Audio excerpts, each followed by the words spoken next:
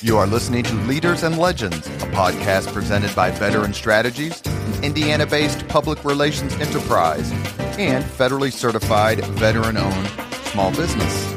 I'm your host, Robert Bain, along with our producer, Chris Spangle. Our podcast is featured on the All Indiana Podcast Network in partnership with Wish TV. You may find Leaders and Legends at allindianapodcastnetwork.com. Thinking of starting a podcast or need to host a public meeting? Let Leaders and Legends LLC be your partner as you look for new ways to communicate your message. Please contact us at chris@leadersandlegends.net.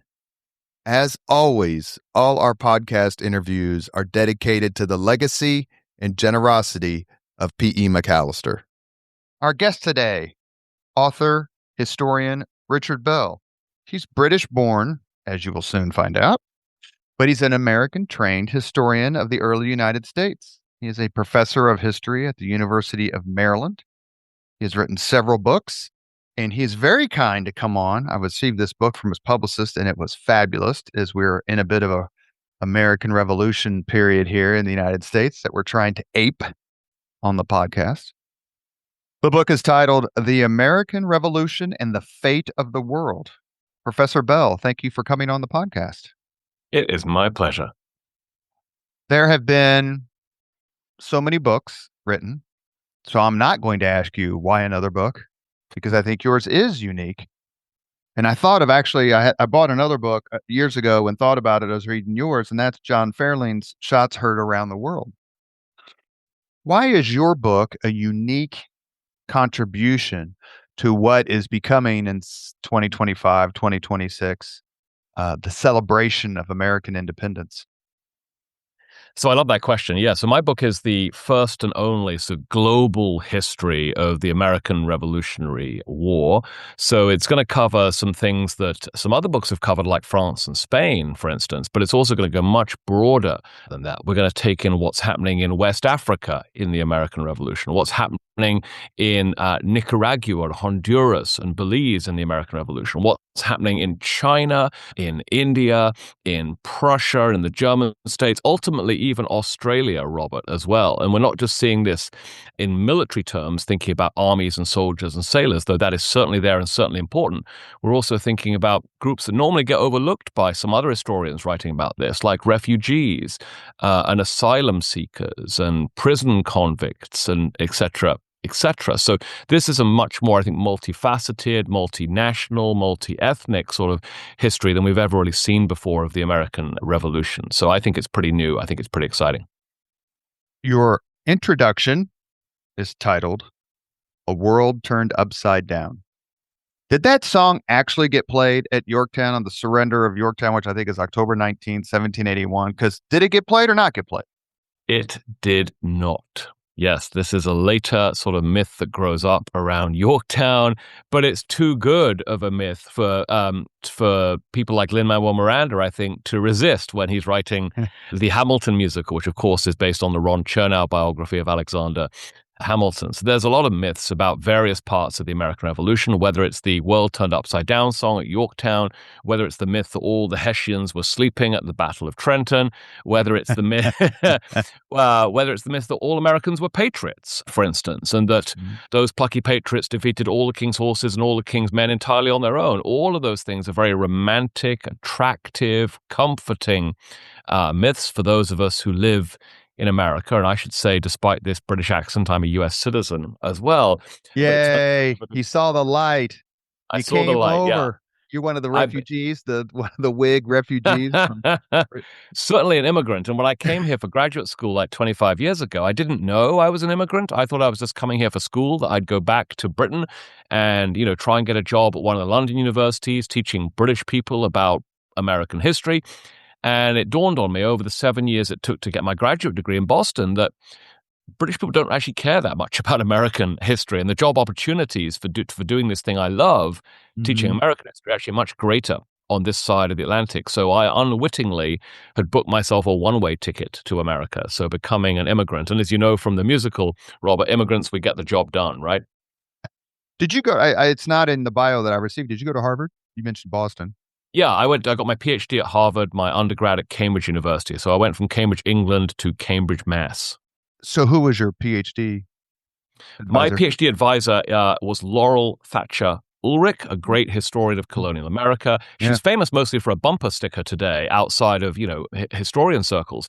If you've ever been behind a car that has a bumper sticker that says, well-behaved women women. seldom make history, she coined that phrase along with many others in her scholarship. She's an amazing woman. And I was also co-advised, or what my dissertation committee was also composed of Joyce Chaplin, the great historian of science at Harvard, and Jill Lepore, who's famous to many people because she writes in the New Yorker today. So I had an all-star team mentoring me, and my God, I needed the help.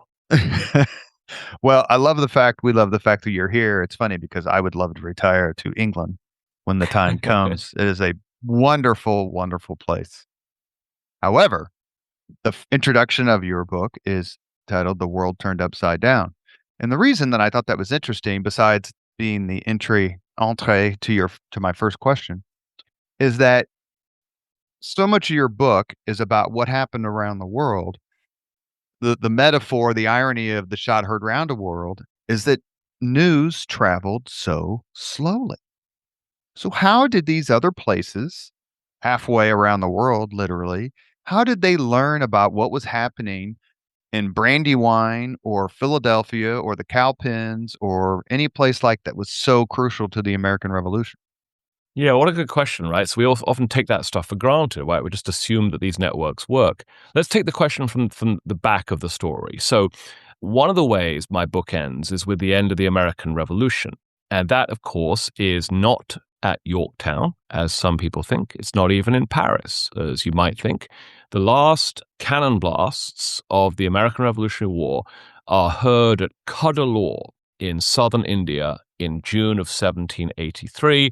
The British Navy and the French Navy are pounding each other to pieces. You know, France is allied with George Washington against Great Britain in this war. So the Indian Ocean is a theater of the American Revolutionary War. There's no doubt about that. George Washington knows that. Ben Franklin knows that.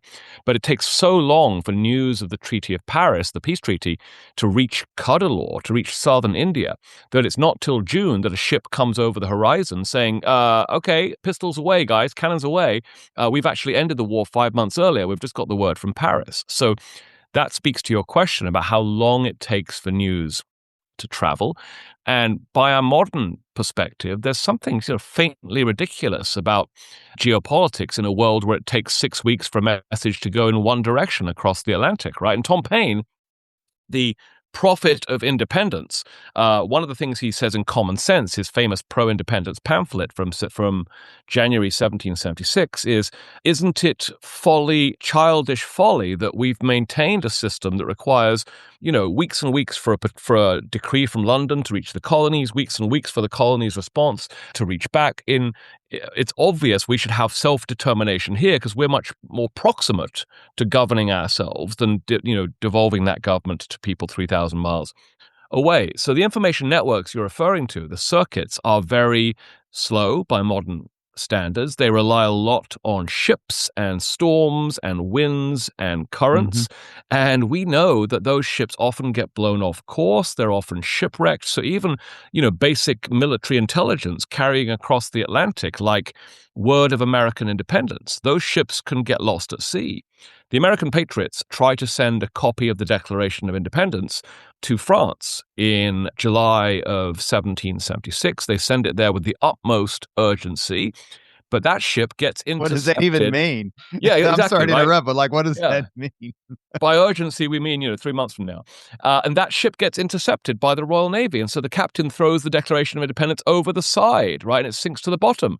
And they have to send another one 3 months later. So it's very tenuous, this system you're putting your finger on. And yet, it somehow just about supports a genuinely global, worldwide war. They are prosecuting a war from London, from Philadelphia, from Madrid, and from Paris, which is being executed as far away as southern Indiana, India, Ceylon, Indiana, of course. We mhm, shouldn't forget Indiana with today where of I'm all days. sitting. Yeah, that's right. Exactly. India to Indiana, right? That's a good way to describe the range of the American Revolution. I'll try and remember that.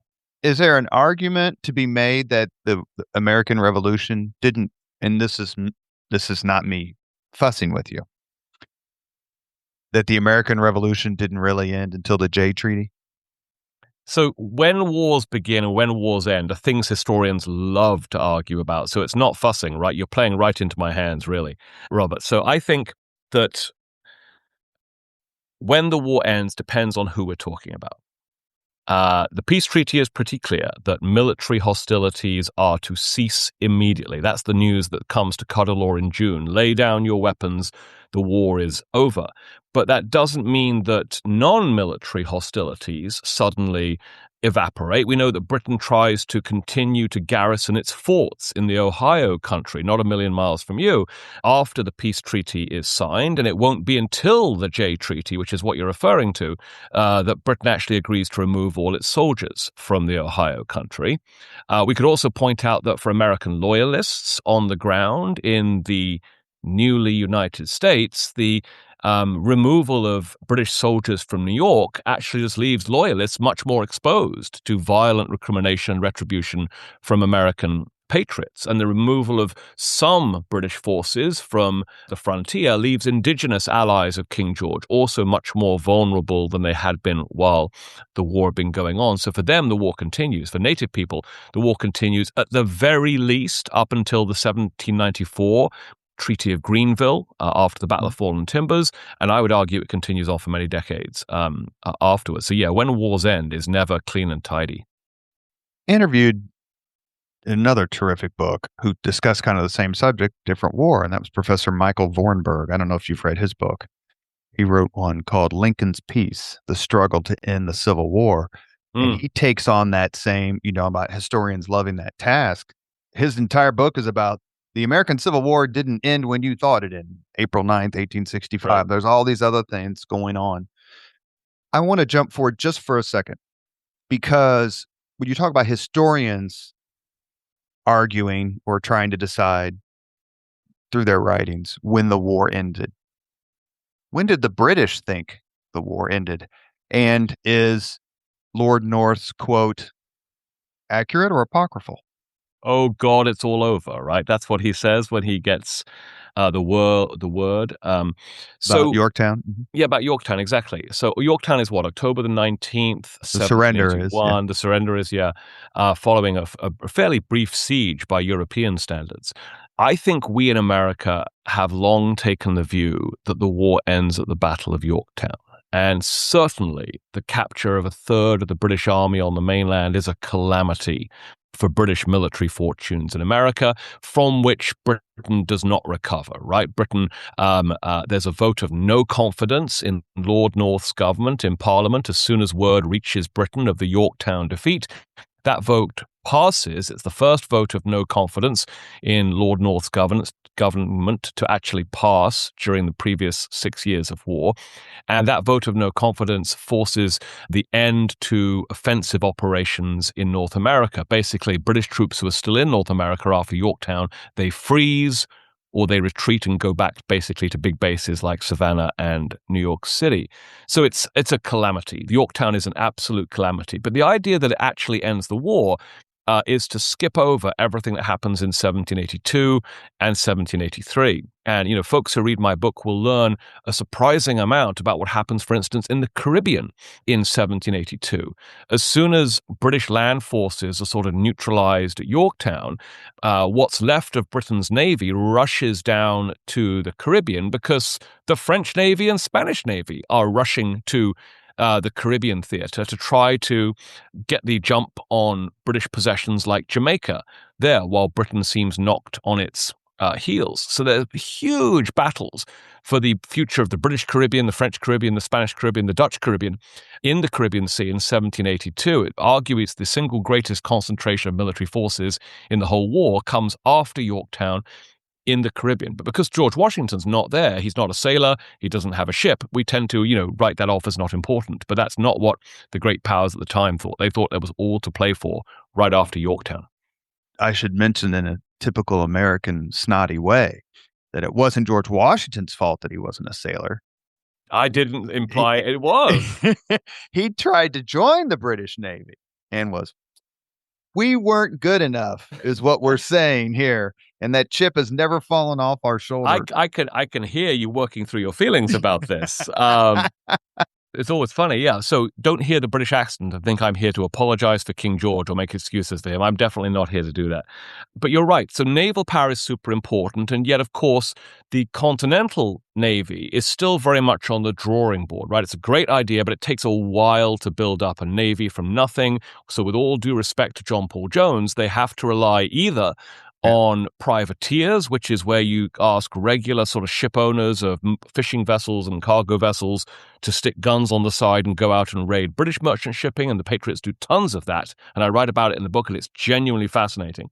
Or they have to rely on the kindness of strangers, right? The French Navy and the Spanish Navy to come be an extension of the Patriot War effort on land. But because they're French speakers and Spanish speakers, or because they're at sea, we've written them out of the story of the revolution. I think it's high time we put back in the rest of the world, much of which is at sea in the 18th century. And it's fair to say the Battle of the Capes, which takes place before the surrender at Yorktown, to me, it's the most important naval battle nobody kind of talks about. Yeah, I think that's absolutely right. So, with no disrespect to either Rochambeau, the French land commander at Yorktown, or George Washington, the Patriot land commander at Yorktown, they both understand that what happens between the French Navy and Britain's Royal Navy off the coast of Yorktown at the Battle of the Chesapeakes in early September of 1781 is what's going to seal Cornwallis's fate, because the British Royal Navy fails to relieve Lord Cornwallis, that leaving him exposed and isolated. If Britain's Royal Navy had done a better job against the French Navy then Cornwallis would have had way more levers to pull in repulsing the siege of Yorktown. So most military historians, and I've consulted plenty of them on these sort of topics, would agree that the Battle of the Capes sets up the victory at Yorktown. Craig Simons would be one. I hope you talk to him. He's a marvelous naval historian who started, I forget the name of his book, but the forward or the introduction is the battle we were just talking about, the Battle of the Capes. Yeah, so many good naval historians out there. One of the joys of writing a book like this, which is about, 14 totally different subjects, from privateers to refugees to naval power to India, the Caribbean, China, you name it, is sort of getting my arms around 14 different historiographies, right? Literatures on all these topics. And the state of military history in 2025 is really wonderful. This is a vibrant field. Some of the smartest people I got to read for this book are actually doing what we might call the new military history, sort of war and society sort of stuff. You are listening to the Leaders and Legends podcast. Our guest today is Richard Bell, Professor Richard Bell, author of The American Revolution and the Fate of the World. I've read in several places, and I'm sure you have too, the discussion of the 7 Years' War, the French and Indian War, 1756, 1763, as the First World War. And I got the sense from your book, even though that particular thing isn't mentioned, that this may be the First World War because of the ideas. Is that a fair characterization? It's different. This is an interesting one. Yeah. So I don't think it's always profitable to get in the race for firsts, because whatever you say is first, someone's going to come along 2 years later and say, hey, did you forget about this other thing right before that? So I'm not here to tell any readers of my book that the American Revolutionary War is the First World War. Number one, I think that's slightly disrespectful to what happened in 1914 to 1918, but also because any scholar of the French and Indian War, also known as the 7 Years' War, would write me an angry email saying, what about the previous global war, right? And those folks are very protective of their war as being the First World War, the 7 Years' War, the French and Indian War that you just described. That's a genuinely global war. Again, Robert, from India to Indiana. It all comes back to Indiana every time, right? And then, of course, we've got the 20th century wars, the First World War and the Second World War. And then we should also put in the Napoleonic Wars, I think, as well, which start in the 1790s and end in 1815. Also, they are no less global than any other war on this list. So if you rank all those by date order, the American Revolutionary War is the second of 5 global wars in the last 250 years. And it shouldn't surprise us that the first 3 of them happen in the great age of empires and in the age of sail, when global travel is possible for the first time. But I'm certainly not trying to claim that the American Revolutionary War is any more important than any of those others. But I am trying to say we've forgotten its global dimensions. We've stripped it all down to like the I-95 corridor, Boston to D.C., and said nothing else happens outside of that corridor, and that's wrong. So what separates, you mentioned 5 world wars, and they all have their own, characteristics, whether it's technology or leadership, cruelty, the list goes on. But what makes it different? Why, if I'm sitting in India in 1783, why would this war be different than if I was sitting in India in 1813? Yeah, so in many ways, I think you could go even broader, Robert, as you're urging me to do here, and we could say that the 7 Years' War, the American Revolutionary War, and the Napoleonic Wars, they're just 3 phases of one mega war where there's more continuity than there is change, right? And that mega war is basically between the British Empire and the French Empire for control of territory and trade in almost every theater around the world, with Spain looking on hungrily on most of those occasions as well. So some scholars describe the 18th century as the second 100 years war between Britain and France. As a medievalist, I'm sure you're sympathetic to that. So maybe we're splitting hairs and saying there's a big difference between the 7 Years' War and the Revolutionary War and the Napoleonic Wars. But of course, in the Revolutionary War, the idea of self-determination, the war of ideas that you mentioned in your previous question, what the patriots are looking to get from that war, that is a singular characteristic of the Revolutionary War.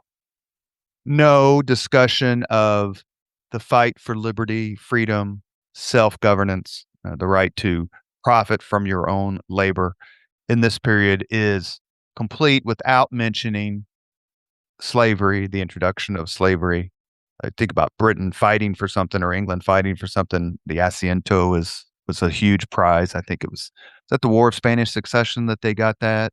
I Yeah, can't early remember. 18th century lasts for about 30 years, yeah. Yeah. And so how does a historian cover that topic, both as you do in the book, as you talk about it, as it weaves through your book a little bit, and other books that I've just actually read recently, relative to what the patriots, white males, were fighting for, but also in absolute terms as to the inhumanity of slavery?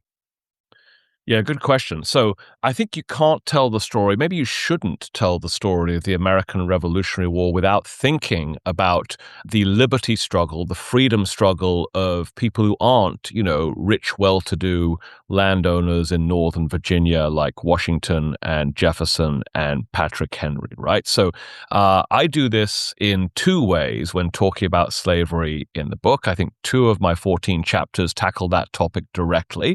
One actually is about the Caribbean, which you and I were just speaking about. And I remind people that enslaved people in Jamaica and many other British colonies used the distractions of the war to try and free themselves. And my chapter on the Caribbean opens with the supposed discovery of a massive slave revolt in Jamaica in 1776, timed to coincide with the Royal Navy leaving Jamaica to rush up to the colonies to put down the rebellion up there. You can see how these things are connected. And then in another chapter of the book, I talk about the famous, to me, story of Harry Washington. And it's been good to see Ken Burns devote a little bit of attention to Harry Washington. I wish everyone in America knew the story of Harry Washington. My book tries to mainstream him. He's the enslaved person at Mount Vernon, George Washington's plantation, who emancipates himself in 1776, runs towards British lines, where some British governors have begun issuing freedom proclamations as part of a chaos strategy to screw with Southern plantation owners.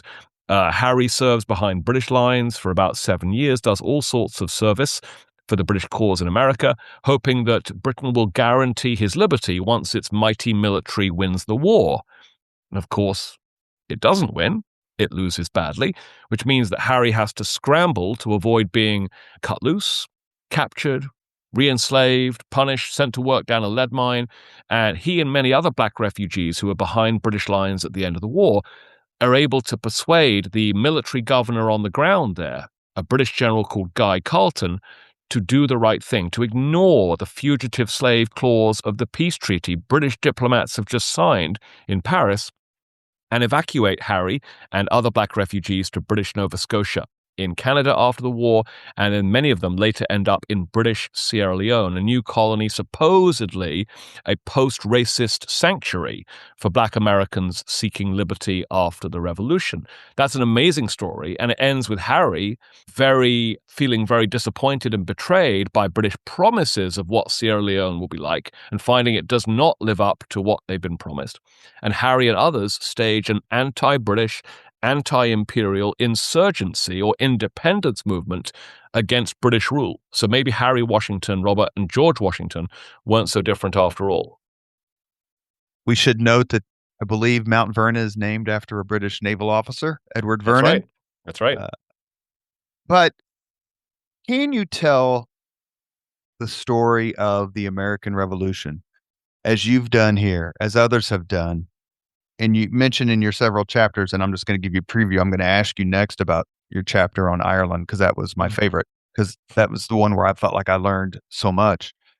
But and I've been reading, I've not watched Mr. Burns's documentary yet. I will when they're all out. Social media and let's just say writers with a point of view have been somewhat unkind to it because, as the argument goes, you say a nice thing, but slavery, but he owned slaves, but this. Can you tell, is that absolutely imperative that we keep reminding people of, yeah, all these men were great, but I mean, I hate to use the Samuel Johnson quote, the drivers of Negroes, but how important is to make sure as a historian that we don't forget that? And is it possible to overdo it? It's possible to overdo anything, of course, and I'm not going to sit here and second guess Ken Burns's editorial decisions. I'll just talk about my own decisions in my book here. I think it is professional malpractice to talk about the Revolutionary War in a way that minimizes or ignores the freedom struggle of enslaved people of African descent. They saw the American Revolution as a freedom war equivalent in significance to the later American Civil War. You try telling the story of the Civil War without slavery.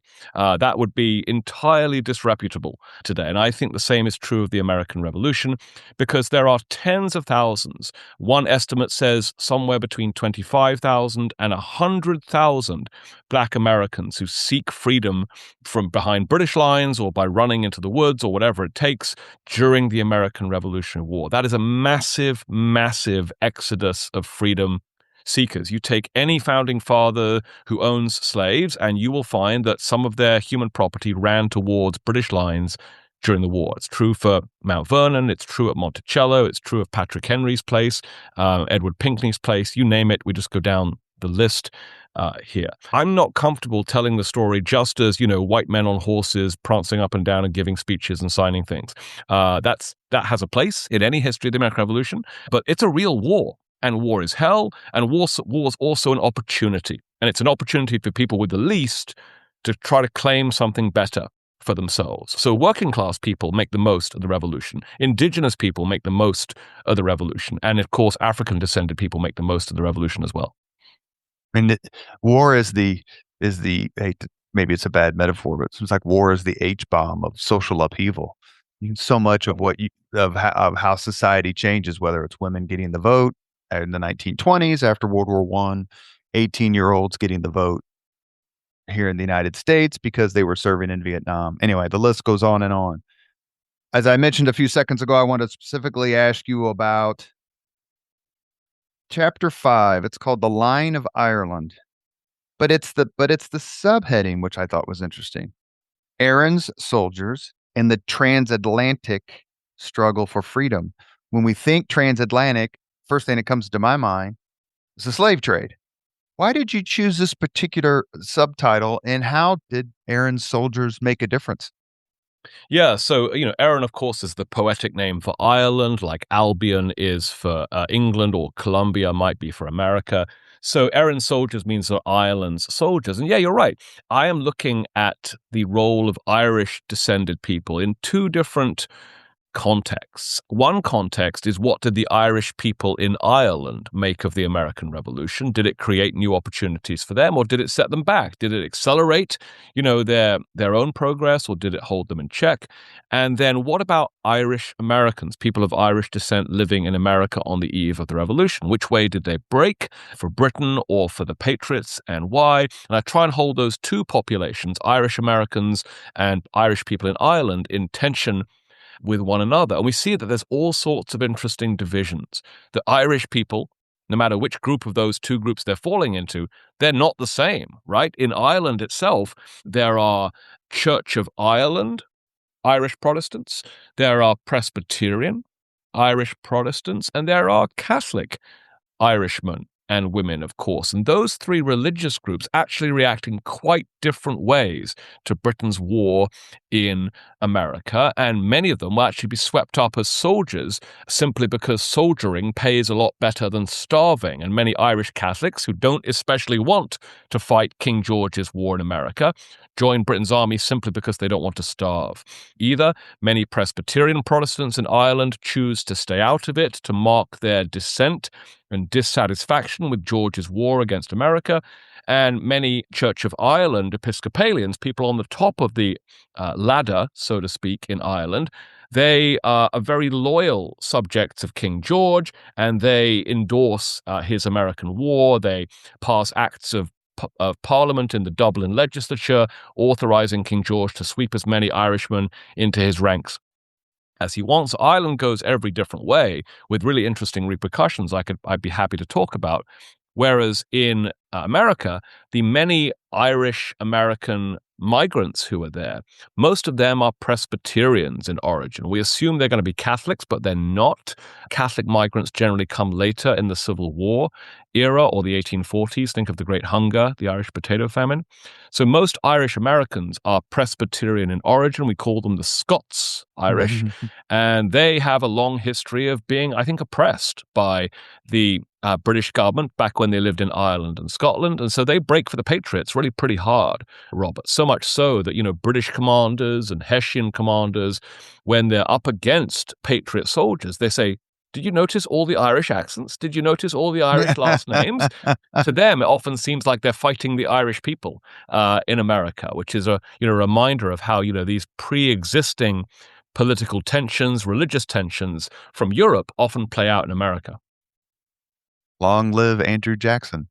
Indeed, yes. I use Andrew Jackson, right? I think he's 13 when he starts serving as a messenger for the Patriots, but he's from a Scots-Irish family that's moved from the north of Ireland before he was born, if I remember correctly, out to South Carolina, Tennessee area. And he will be wounded and in a scuffle with British soldiers over whether he will clean their boots or not. You can't make this stuff up.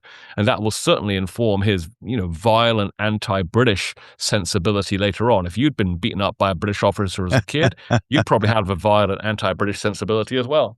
He was born in 1767, so you're right. He's 13, about the time that Tarleton and his people are ravaging the Carolinas, 1780, until my favorite battle of all time, the Battle of Cowpens, January 17th, 1781.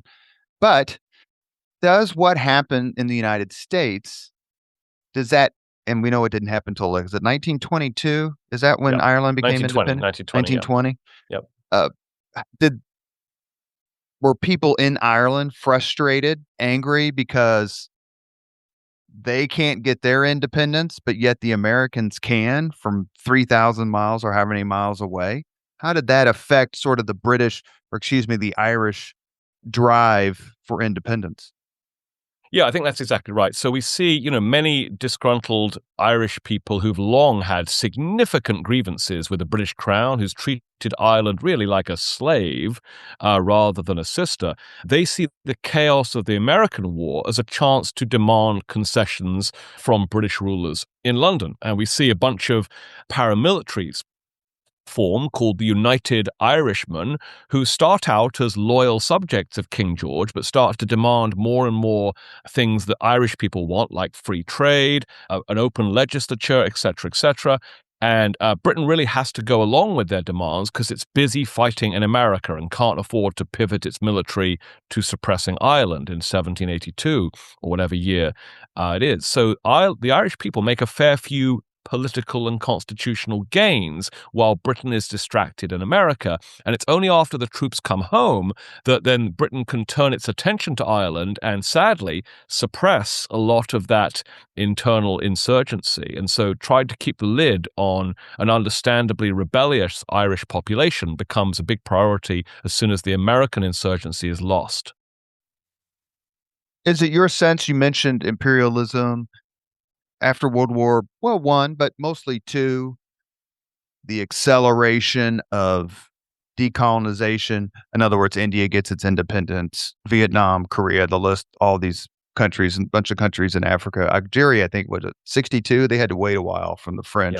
Yeah. But it was there this sort of disappointment in territories that had been conquered by the Europeans. Well, if the Americans are free, then why aren't we free? Like, why So can't we do that? So I would argue, yes, you're onto something here. Now, let's not say that, just because America achieves independence, the empires crumble immediately. That would be a stupid thing to say. And we're recording this, so that would be a stupid thing to say while you're recording me. So what I'm not saying is that empires crumble as a direct result of the American Revolution, or at least they don't crumble immediately as a direct result of the American Revolution. Empires are very stubborn things. In fact, I learned recently that when the US celebrates its 100th anniversary in 1876. Four emperors send notes of congratulation. Good job on 100 years of independence, say four emperors who run four different empires. So empires are stubborn things. What I will also say, however, is that the American example of independence seeking and independence securing is a global upheaval because it hasn't been done before on this sort of scale. And to draw on the work of the great Harvard historian David Armitage, the Declaration of Independence proves to be one of the most lasting legacies around the world of the American War. Armitage at Harvard says that our declaration in 1776 inaugurates the very genre of declaration making by other rebels and other separatists and other freedom seekers and state builders in other contexts and other places. So we see the people of Flanders adopt a declaration of independence against Austria in 1790. We see the people of Haiti adopt a declaration of independence against France in 1804. You can see the same in Texas, Liberia, South Carolina during the Civil War, ironically. And then if we skip forward to the 20th century, you name a decolonized nation, they have written a Declaration of Independence. More than 100 countries have followed in America's footsteps since 1776. So the Declaration of Independence has sort of midwifed the birth of the modern world and helped transition a world of empires into a world of nation states. That's hugely significant. Not to mention, as he said many times, his beliefs sprung from, were found in the Declaration of Independence. And that's Abraham Lincoln. Lincoln's the one who turns it for domestic audiences into this gospel of individual liberty, which is definitely not what Jefferson meant when he wrote those words. It's one thing to have all these great ideas, and they were great and are great, and it's so many articulate. I loved your discussion of Thomas Paine. He always seemed to me like a little bit of a punk, but he clearly was. He insults Washington. What's he asked? You're right. Did you have any integrity, or did you lose your integrity, or did you have any at all? I think That's a little after much. the war, but at Right. the start of the war, he's the punk we need. Yeah, point taken. He's Johnny Rotten of the American Revolution. All these wonderful ideas, but if you can't win, it's like politics, right? You have the best platform in the world, but if you don't win, it doesn't matter. That's my transition to a wonderful chapter about Baron Steuben. Who was Baron? He has 16 names. Von Steuben. Yep. Choose your favorite. How did he change the direction of the American Revolution by changing the direction of the American army? Yeah, I love the question. And I'm going to be fancy here and use the German pronunciation Stäuben, which is much more fun to say than any other pronunciation. Stäuben, Stäub. So I'll tell Stäuben. you that we have a Steuben County here in Indiana. Right. There's Anyway, a go ahead. Steubenville, Ohio, etc., right? Yeah. So Steuben, he is this out-of-work Prussian drill master who volunteers to serve in George Washington's army only because he needs a job, right? He really can't get any other job. This is the only people who will hire him. He's not necessarily in love with the cause when he comes to join the Continental Army. He's there for the paycheck or the promise of a future paycheck. Some people say, me included, that he fabricated his credentials to even get the job. He's got inflated letters of rec. Haven't we all done that probably at some point? So he's a very flawed and familiar figure to me anyway. And he's also got a great sense of humor, which I like about him as well. And he swears a lot, which I like about him even more. But he also brings with him real skills. And these are skills, Robert, that the Patriot Army, the Continental Army really need. Because with all respect to all of those volunteer soldiers, they are not well trained. They are not well equipped. They're not well practiced. They're not well experienced. And so Steuben decides the great need here during the Valley Forge winter is professionalization.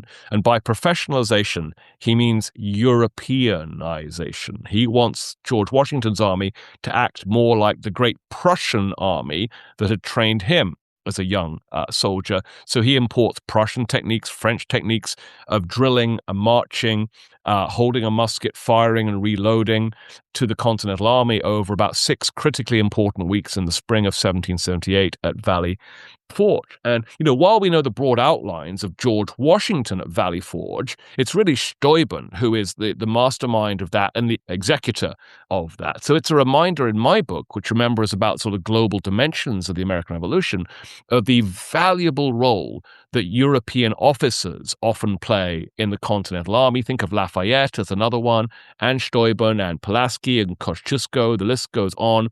And they're not really muscling their way into the army against Washington's will. Washington and Ben Franklin and Silas Deane, they are begging these guys to come over here and Europeanize this army. Help us level up. We need you. We need your experience and expertise in artillery and engineering. So that part of the equation, that we're actually trying to Europeanize the army, not try to turn them all into, guerrilla snipers, as the myth sometimes goes.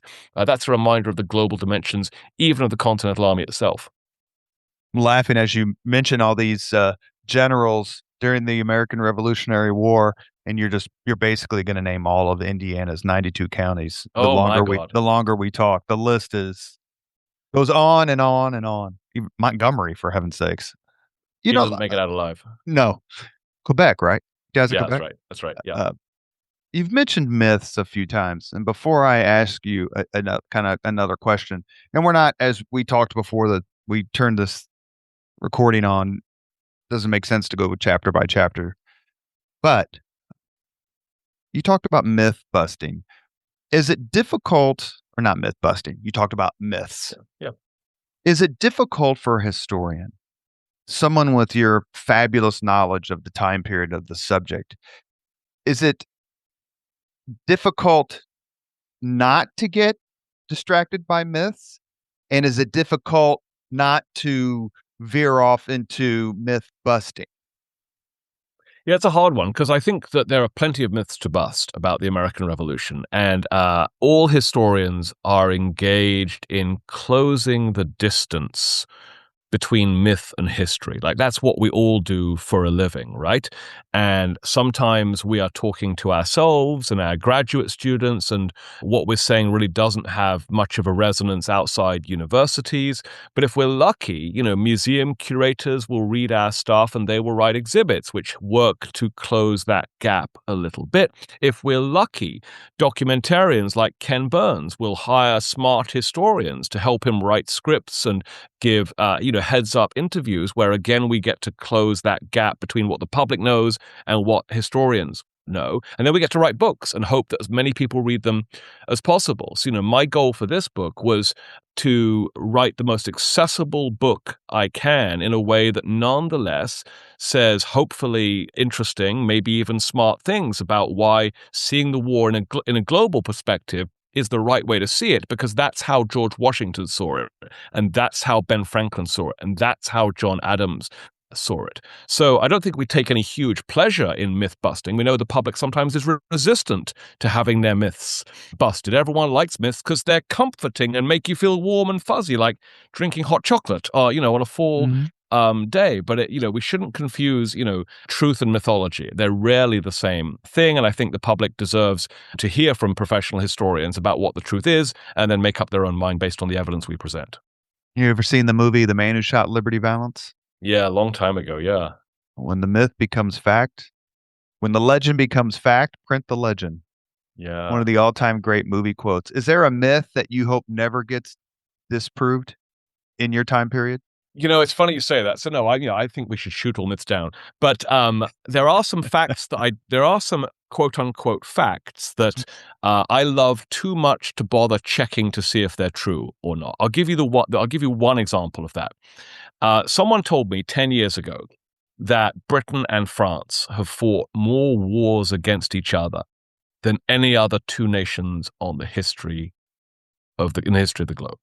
And I love that fact. It sounds right to me, and it's got that truthiness to me that Stephen Colbert used to talk about. And so I've never wanted to check to see if it's actually true, because it's true enough for my purposes. I'll make a claim, and you tell me how wrong my claim is. Oh, great. Let's do this. Speed round. The final casualty directly related to the American Revolution by someone who wasn't actually there is French King Louis XVI. His head in a basket? Is it January 1793?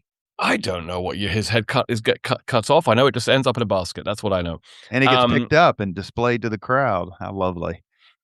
Louis the 14th, Louis the 16th. 16th. Yeah. I read a book once that started at, what the hell is it? Fort Necessity. Yep. It started with Fort Necessity in Washington. So that's the start of the war, right? And King Louis's head is the end, right? I get it. Yeah. So, and Napoleon's defeat is the end. Oh, because really? Napoleon doesn't come around if the Bourbons aren't kicked off the throne. And I mean, where does it end? Right? You can knock down dominoes and say each domino is connected to another up until the present day. And when Elon lands on Mars, that's the final end of the American Revolution. I don't know. But the Bourbons are the subject of one of my all-time favorite quotes, which is from Talleyrand, who says, "They have learned nothing and forgotten nothing." That is pretty good. Listen, I'm going to jump in here and say that I am sympathetic to the idea that America presses a button and France explodes in 1789. That the American Revolution brings on the French Revolution. But just because I'm sympathetic to it doesn't mean I think it's true. And in the book, I weigh a lot of evidence, especially coming out of French archives by French historians who've studied this for decades in a way that you and I and most of us in this country haven't, who say that the causes of the French Revolution are only tangentially related to the debts incurred to fight that war in America half a decade earlier. They say that, yes, French debts are a cause of the French Revolution, but French debts have been massive and deep and growing for decades and decades. And at best, the American debts only add to what is already, to quote one historian, a pre-existing condition, right? The French fiscal state already had a life-threatening disease, and the American Revolution debts are really just a symptom of that pre-existing disease. And then the other cause of the French Revolution is, of course, agricultural oppression, landowners and serfs and so on. And that's really not connected to American history in any real way. So I don't want to end up, playing the sort of Americocentrism game where we say that everything that happened outside America is because of America. But I also want to say that the American Revolution is a geopolitical convulsion around the world. So I've got to weigh each of these claims carefully and not be too sweeping in either direction. But if you look at, let's say, Lafayette, you would say Lafayette is certainly a bridge between the American Revolution and the French Revolution, though he quickly gets freaked out by just how vicious the Reign of Terror becomes. Lafayette almost loses his head and has to run for the border, as you probably know. So King Louis is not quite so lucky, as you point out. And Hoosier Ryan Cole has written a new book on Lafayette, which will be discussed on the Leaders and Legends podcast. The book is called The Last Adieu, about Lafayette's visit to the United States towards the end of his life. Beyond the financial situation and the poor harvests and all that. But in terms of ideas, how do the French revolutionaries take from the United States and its revolutionaries what our revolutionaries took from French philosophers? I like that twist at the end, Robert. Yeah, it all goes around, comes around, right? So you're certainly right that several American revolutionaries were certainly inspired by Enlightenment, natural rights philosophies. Think of Voltaire and Rousseau and people like that. I would say that, Lafayette finds himself giving voice to dissatisfaction against the absolutist monarchy of Louis XVI and Queen Marie Antoinette.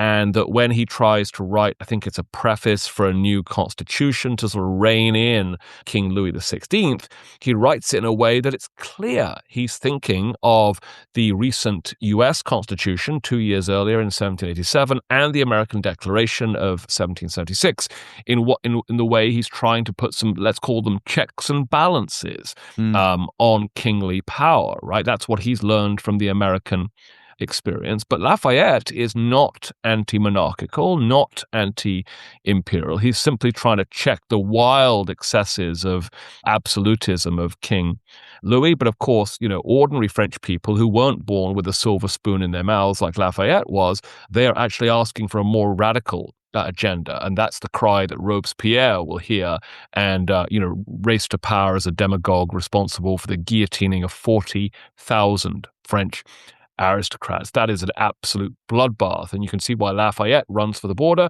And you could see why George Washington, who's the president at the time, having initially quietly applauded the French Revolution as a sister revolution, says, oh, God, no, that's nothing to do with us. We had nothing to do with that. That's all them. We should probably try and shut that down. So revolutions can quickly get out of control. And the American Revolution actually looks quite different from the French Revolution by the time the French Revolution has burnt itself out. You are listening to the Leaders and Legends podcast. Our guest today is author, historian, Professor Richard Bell. We are discussing the American Revolution and the fate of the world, his new book, which has been described as, I love this quote, American history as if from a bar stool, not a lecture podium. Giddy, rollicking, and bold. In your book, I learned so much, which is kind of what made me think, well, this is why he wrote the damn thing. So people like me who read battle histories and biographies all the time get a completely different set of facts and stories. Thank you especially for telling me that Abigail Adams and Molly Pitcher weren't the only women who were involved in the American Revolution and the Revolutionary War. How much fun is it as a historian to write about things like that don't necessarily get covered in other books? It's super fun, right? I learned so much from writing this book. And I love that quote, giddy, rollicking, and bold about the book. That's certainly how it felt to write it. Like I was on a roller coaster, right? And sometimes I knew where it was going and sometimes I didn't because I had to follow the characters and follow the evidence and follow the literature about this stuff. And so I wrote this book fundamentally, to educate myself about the global dimensions of the American Revolution, to get up to speed on like 14 different literatures about the Caribbean and Australia and refugees and asylum seekers and Chinese tea pickers and Inca kings and everything else. And every day, going to the office and sitting down to read and write was an absolute pleasure as a result. So my goal is to communicate that curiosity, but also that pleasure from learning stuff you didn't know to as many people as possible. So this has been the gift that keeps on giving, Robert. Who were some of the female heroines, not only in the United States, but around the world that were part of your book? Just choose one or two that you were like, hey, you may not have heard about, her, but let me tell you. I hope we've got 6 more hours here, right? Because there's tons of amazing women in this book and other non-traditional actors in the revolutionary drama as well. 2 of them get their own full chapters where we use their lives as lenses into the groups they emerge from. So one of the chapters is about an indigenous woman named Molly Brandt. And I saw her brother, Joseph Brandt, in the Ken Burns film recently. But his sister, Molly Brandt, is this Haudenosaunee, Iroquois, self-appointed diplomat, basically, who takes it upon herself to hold together a fragile alliance between the Iroquois and the British Crown in the face of, relentless attempts by the Patriots to break that covenant chain alliance. And she will pay a high price for trying to hold that alliance together. She will be dispossessed. Her home will be destroyed. She'll become a refugee of war. In fact, she'll be put in charge of thousands of other refugees, many of them indigenous, at different refugee camps. And that story, I think, is a reminder of just how central indigenous actors, women and men, were to the American Revolution and the extremely high price they paid for choosing one side over the other. And then the last chapter, one of my absolute favorite chapters, Robert, is about a Philadelphia debutante who, with a penchant for ridiculous hairstyles and giant wigs, her name is Peggy Shippen, and she is from a loyalist-leaning family, and so I use her to talk about loyalists more broadly, and she persuades her patriot husband to change sides and leave revolutionary America, and they spend the rest of their lives trying to rebuild their careers and lives and have their eye on resettlement in Canada and British India. And this is the point where I tell you that her patriot husband was Benedict Arnold, so she matters a great deal in the big scheme of things. May I ask you an Americentric question? I hope so. Yeah. In modern history, so let's say from Martin Luther, that 1517, is that the nailing of the theses, I think? You are the medievalist, not me. Well, my medieval professor told me that there is no history after 1485. Everything was decided at Bosworth. And right, after the Battle of Bosworth Field, right, 1485. Yeah, and everything after that is footnotes. That's a direct quote. Modern history after that, right? Up until the present day, the American Revolution is the watershed event of modern history. So I think the invention of the printing press would give the American Revolution a run for its money, but I think those are two finalists. I really do. I do think the American Revolution has extraordinary consequences, not just because it gives birth to the United States, which will become the dominant power on the world stage in the 20th and 21st centuries, but also because it is the starting pistol for systematic assaults on the world of empires. We get from a world of empires to a world of nation states through independence movements, and you can't go through that story without beginning with the American Declaration of Independence, an American struggle for sovereignty and self-determination that begins in this war. So I'm quite comfortable saying that alongside the printing press, the American Revolution is damn important in world history. Did you get the idea? Have you gotten the idea for your next book from writing this book? I've got several ideas. Whether I want to share them with everyone just yet is a different question. But I will say, if I write another book about the American Revolution, and this is the only book I've written so far about the American Revolution, and I like to choose different topics generally for my books to keep me interested. If I ever write another book about the American Revolution, it will be about the revolution as a civil war between loyalists and patriots, and it will probably put the focus on New York City, which is occupied by loyalists and by the British for most of the war, and becomes this crucible of tensions between Americans and each other, neighbor versus neighbor, American versus American. So I like the idea of writing a history of occupied New York during the war, but I've got plenty of other ideas about different topics in history as well. Where the war should have ended, or how. We've reached the point on the Leaders and Legends podcast where we ask the same 5 questions of all of our guests. Professor Bell, are you ready? I'm ready. So you listened to a previous podcast, so you know what's coming, right? I'm pretending I'm going to be surprised.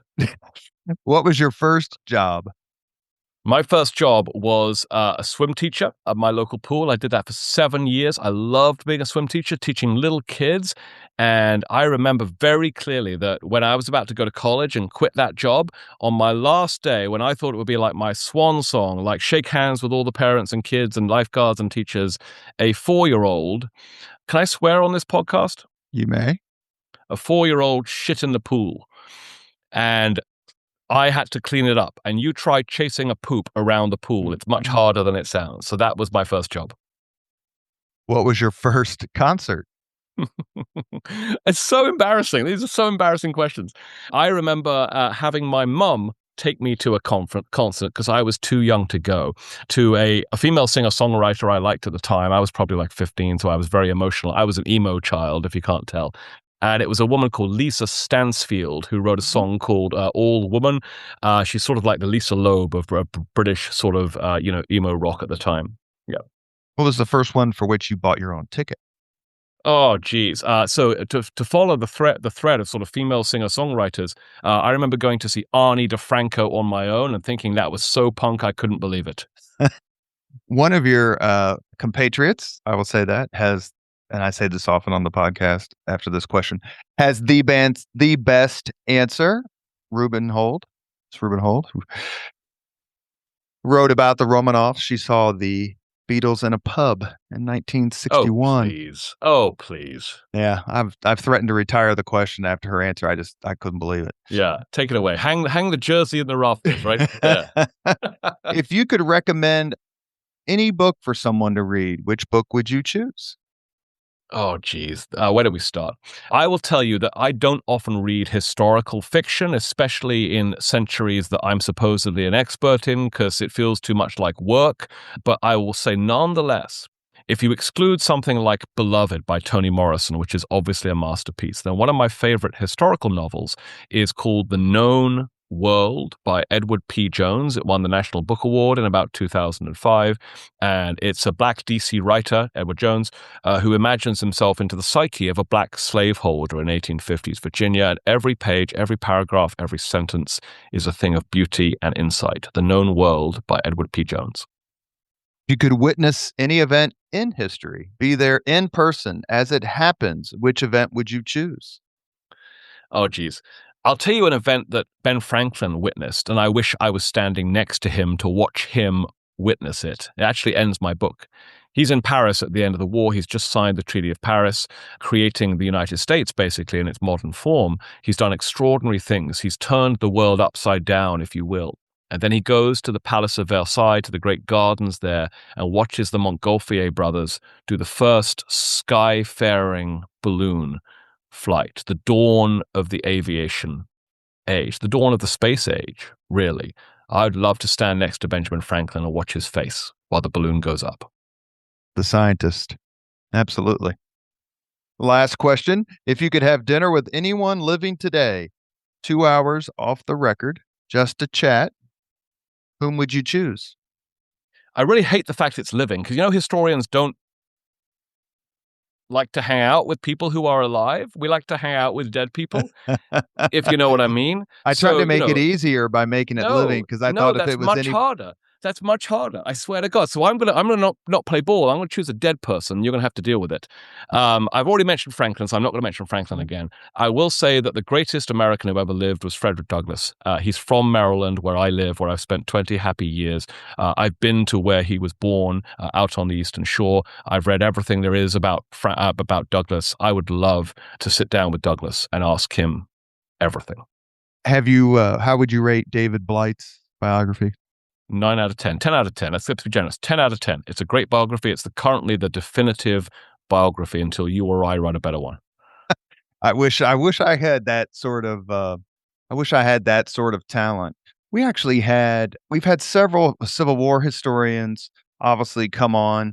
There's one that I'm looking up right now because he wrote a book that was so good about Lincoln and Frederick Douglass, and it's Michael Burlingame.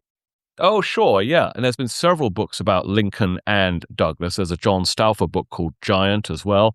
It's an interesting dynamic, of course, because Douglass is the one, I would argue, who does most to prod Lincoln on the great journey he must go on the question of black freedom and racial justice. I agree with you mostly. I believe that Frederick Douglass is the most impactful African American in American history, for sure. Obviously, Martin Luther King, Harriet Tubman. I mean, you can even argue someone like Joe Louis, who put up. I'm not going to sit here and rank great black people with you, but I'm going to tell you that Douglass is my favorite American in history. Yep. And probably on the Mount Rushmore of the best writers in American Oh history. my God! Can you imagine? Yes, and this is a man with no formal schooling whatsoever, right? Who has to con other people into teaching him to read, right? And yet writes 3 autobiographies, becoming one of our greatest literary figures. This man is a giant. And he never lost focus. I think it's very easy for politicians to get rich and fat and complacent, and Douglas continues to renew himself. And just when you think he's done, he finds his fire again. You have been listening to Leaders and Legends, a podcast presented by Veteran Strategies, an Indiana-based public relations enterprise. We are also a federally certified, veteran-owned small business. As always, all our podcast interviews are dedicated to the legacy and generosity of P.E. McAllister. Our guest, Professor Richard Bell, author of The American Revolution and the Fate of the World. And we may not have turned the world upside down in 1781, but Professor Bell will turn your knowledge and understanding of the American Revolution upside down if, as you should, you read his book. It's a wonderful, wonderful treatment of, as we were just saying a few minutes ago, the watershed event of the past 500 or so years. Professor Bell, thank you so much for your time on a Friday afternoon. I really appreciate it, and it's an honor to talk to you and quite frankly, to read your work. Thanks very much. It's been my pleasure too. Thank you. Thank you very much for listening to Leaders and Legends, brought to you by Veteran Strategies Incorporated. If you want to contact us about this program or our menu of public relations services, please send us an email at robert@veteranstrategies.com. That's robert@veteranstrategies.com.